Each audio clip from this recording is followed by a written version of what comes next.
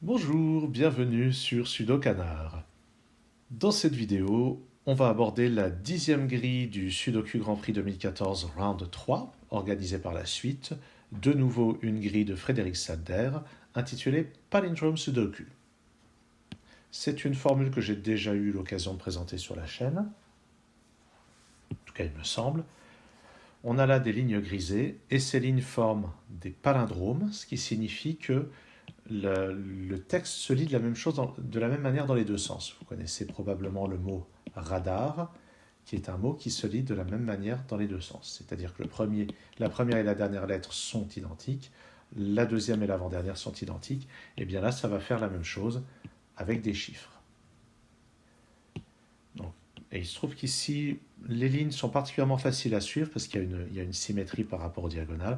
Ce chiffre, c'est le même que celui-ci c'est le même que celui-là, celui-ci, c'est le même que celui-là, et le milieu est tout seul, donc en fait, ça ne donnera aucune condition sur ces quatre chiffres. Cette grille est évaluée à 69 points. C'était une des deux grilles les plus chères de ce Grand Prix, ce qui signifie que même pour les gens qui sont dans la catégorie expert, on s'attend à quand même une dizaine de minutes pour la résolution, c'est que ça doit présenter une certaine difficulté. Eh bien, n'attendons plus et attaquons. Alors déjà, est-ce que je commence par les indices de type Sudoku? Est-ce que là, il y a quand même un certain nombre de chiffres déjà placés. Je pense quand même que je vais regarder les palindromes.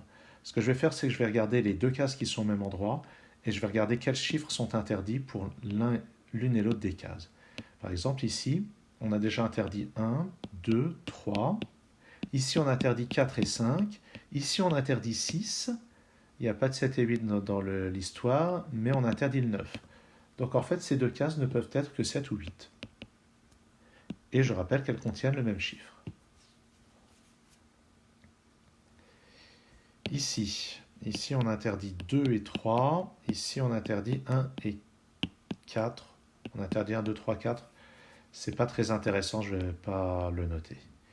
Ici, on interdit déjà 1, 2, 3, 4. Et ici, on interdit le 7.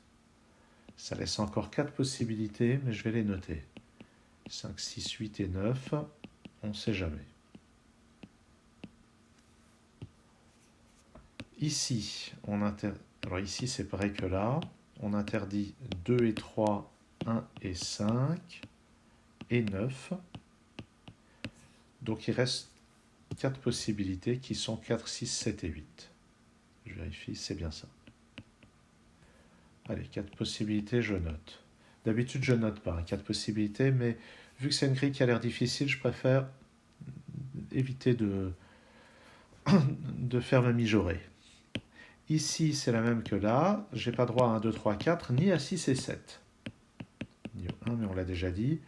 Donc 1, 2, 3, 4, 6, 7, il reste 5, 8 et 9.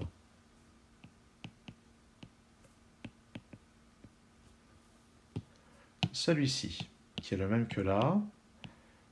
Ici, on évacue 2, 5, 9, 1, 5 et 6. Donc déjà, il ne reste que 3, 4, 7 et 8. Ici, on évacue 7 et 4. Donc il reste 3 et 8 uniquement. Ce sont des cases très contraintes. Et ce que je trouve intéressant, c'est qu'il y a une sorte de X-Wing tordu sur les 8 ici. Ah mais non! Il se peut très bien qu'aucune des 4 cases ne contienne un 8. Oula, faut se méfier de ce genre de logique. Ici, c'est la même chose que là. Donc j'ai exclu 1, 5, 6. Ici, 7, 4 et 9. Il me reste donc 2, 3 et 8, je crois. C'est ça, il me reste 2, 3 et 8.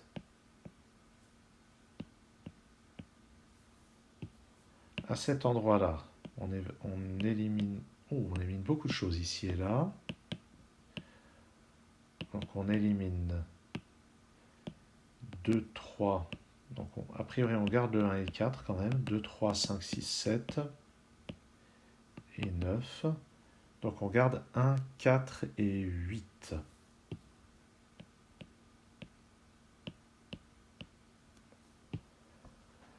Je continue avec ça, je vais les faire tous.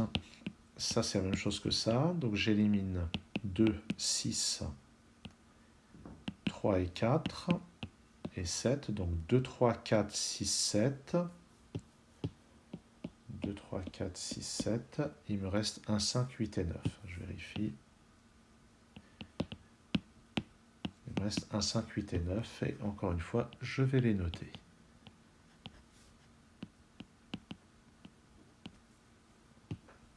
Enfin, celui-là, et on aura fait le tour.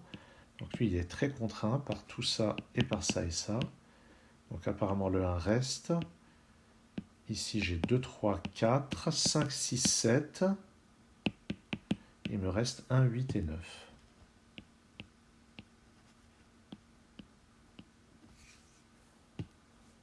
Bon, ici, je n'avais pas écrit les contraintes. Non, il en restait beaucoup trop, à mon avis. Un petit détail près. Parce que si c'est grosso modo les mêmes chiffres que là, ça peut être intéressant quand même. J'ai évacué 1, 2, 3, 4. Il reste 5, 6, 7, 8, 9. Ouais, non. Pas très intéressant. Bon, ben maintenant que j'ai ça, il va falloir trouver quelque chose à en faire. Et ça paraît pas si évident. Alors déjà, les chiffres qui sont là, c'est 3, 4, 7 et 8. Je vais les noter aussi, en fait.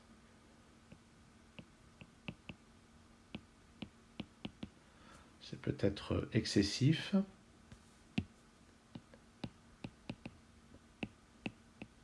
Mais on va voir. Qu'est-ce qu'on va pouvoir envisager? Est-ce qu'il y a des chiffres qui se répètent beaucoup là-dedans? Bah, pas tellement. Hein. Dans cette colonne, 1, 4, 8, donc 5 et... On remarque que le 5 n'est pas là, le 5 n'est pas là. Dans cette colonne, le 5 est ici ou là. Dans cette colonne, le 5 est ici ou là, ou là. D'ici à ce qu'il y ait un swordfish quelque part. Regardez-moi ça. Les 5. Donc je disais, dans la troisième colonne, est-ce que c'est la troisième colonne que je parlais? Dans la troisième colonne, le 5 est ici ou là. Dans la septième colonne, le 5 est ici ou là, ou là. Si je regarde la quatrième colonne, le 5 est ici, ou là, ou là. Sachant que s'il est ici, il est forcément là.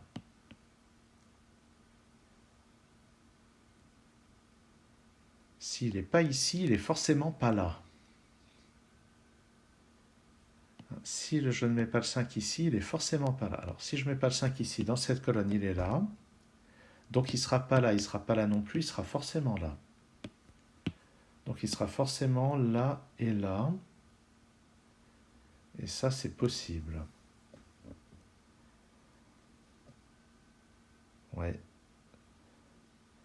Si je mets le 5 là et là, forcément, il ne sera pas là ni là. Il ne sera pas là. Donc il peut être ici ou là. Et je crois qu'en fait, ça ne démontre rien du tout. Ouais. Bon. J'aurais essayé. Il faut garder en tête qu'il y aura peut-être une logique comme ça quand même à un moment ou à un autre. Il ne faut pas trop vite laisser tomber ce genre de choses. Ici, c'est quand même très contraint comme case. Parce qu'on a 2, 3, 6, 7, et puis 5 et 9. Donc ici, c'est 1, 4 ou 8. Regardons ça pour les autres cases de ce type. Ici, 1, 2, 3, 4, 5, 6, c'est forcément 7, 8 ou 9.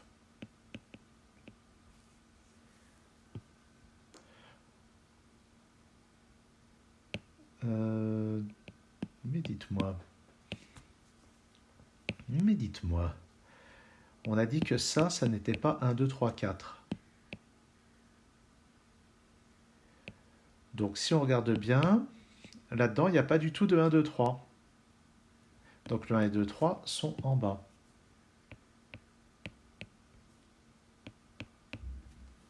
Et maintenant, on a dit que là, il n'y a pas de 4 non plus. Donc dans ce bloc, le 4 est forcément ici. Donc il est forcément ici par la propriété du palindrome. Voilà, qui fait une avancée assez intéressante. Donc je peux éliminer le 4 ici et là. Puis surtout, je peux éliminer le 4 ici. Et puis là, par la propriété du palindrome. Mais ce que je vois surtout, c'est... Pardon. C'est que là, j'ai 1 et 8 qui sont restreints à ça. Donc ici, c'est un 3, ici, c'est un 2.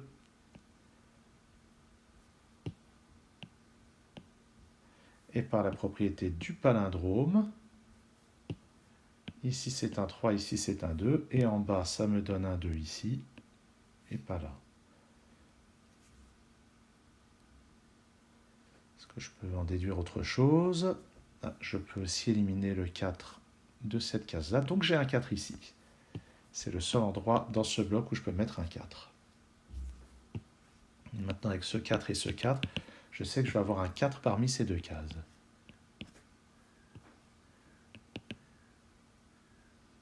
Là-dedans, je sais que je vais avoir un 6 parmi ces deux-là, et parmi ces deux-là aussi. Et c'est intéressant d'avoir un 6 parmi ces deux-là, parce que je n'ai pas de 6 là-dedans, et dans cette ligne, le 6 est forcément ici.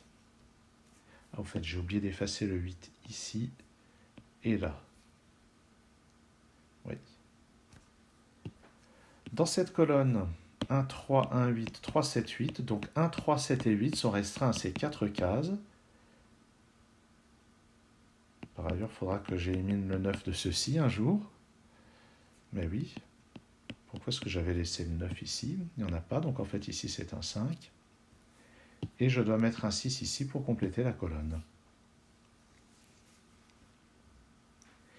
Maintenant, je sais que j'ai un 7 parmi ces deux-là, donc je n'ai pas de 7 ici.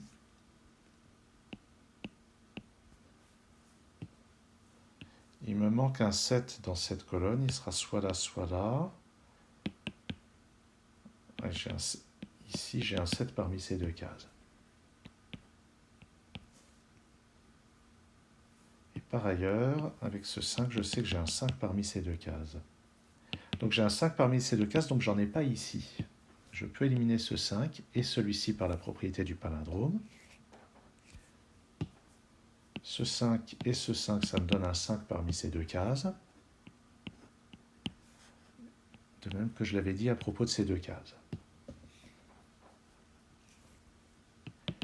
Dans cette colonne, il me manque le 9 et le 4. Donc je vais les noter en haut et en bas. Dans cette colonne, le 7 et le 6 ne sont pas là, donc ils sont en bas. Et par conséquent, en haut, c'est un 8 et un 9. Et j'en déduis qu'en fait, ici, c'est un 4. Et en bas, c'est un 9. Là-dedans, il me manque un 7 et un 9 à mettre dans ces deux cases.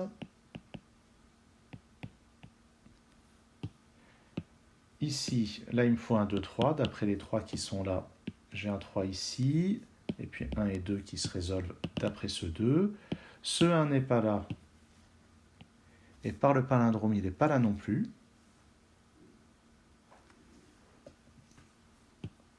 En bas, il me manque 4, 5 et 8. D'après les 2, 4, je mets un 4 ici. Puis ça va être 8 et 5 en exploitant le 5 qui est ici. Je peux éliminer les 8 qui sont là-dedans. Et j'élimine ce 8 par palindrome.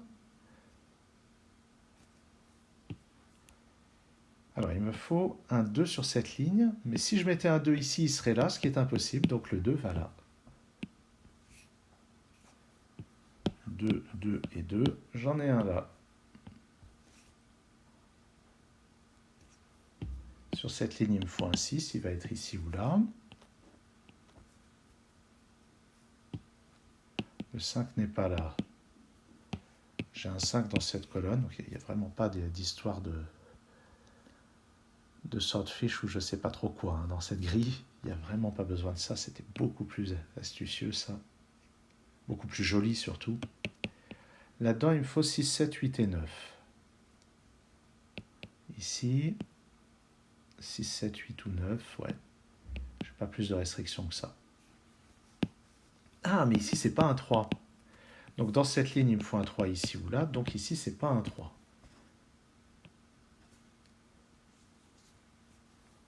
Et si on regarde bien, ces 4 cases ne peuvent contenir que 1, 7, 8 ou 9. Donc 1, 7, 8 ou 9 sont restreints à ces 4 cases. Ici, c'est un 5. Et puis par palindrome, j'ai un 5 aussi là-haut.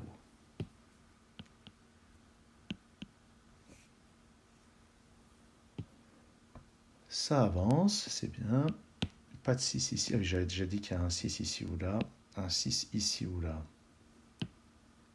Sur cette ligne, il me faut un 4. Il ne peut pas être là, donc il est là. Il me reste un 7 ou 8 dans cette case. Ah, mais c'est pas un 7. Donc c'est 1 ou 8. Et par conséquent, le 7 de la ligne est ici. Et par palindrome, il est là. Donc ici, c'est un 9. Ici, c'est un 6. Je vais le refaire. Et par palindrome, 6 ici. Et par palindrome, je récupère le 6 à cet endroit-là. Là-dedans, il me faut un 3. Il est forcément là. 1, 8 ou 9. Donc maintenant, je sais que ça et ça, c'est un 8 ou 9 d'après ça. Mais ce n'est pas un 1 ni un 9, donc c'est un 8. Par palindrome, je le mets ici. Ah tiens, en fait, je n'avais pas vu ce 7 résout ça. Je vais le faire tant que j'y pense. Donc je disais, le 8 ici va me résoudre le reste de la ligne. Ici, c'est un 3. Ici, c'est un 7. Là-haut, c'est un 8. Ici, c'est un 1. Pas là. Je vais refaire ce 7 pour qu'on arrive à le lire. Ce 1 me résout le bas aussi. C'est vrai que mes résolutions sont un peu désordonnées. Ici, j'ai un 9, ici, j'ai un 7. Ici, j'ai un 1. Oui, c'est cohérent avec le palindrome. Ici, un 1. Ici, un 1. Ici, un 9. Et un 9 ici pour le palindrome. Tout en haut, c'est un 7.